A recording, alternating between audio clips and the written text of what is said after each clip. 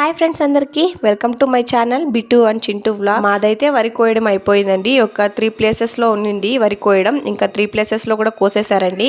ఇంకా కట్టలు అయితే కొట్టేస్తున్నారనమాట. ఇక్కడ చిన్నప్పుడు అయితే నైట్ టైంలో కొట్టేవారండి కట్టలు. ఎందుకంటే అప్పుడు కొంచెం వాతావరణం అంతా చల్లగా ఉంటుంది కాబట్టి ఈజీగా కొట్టేయచ్చని.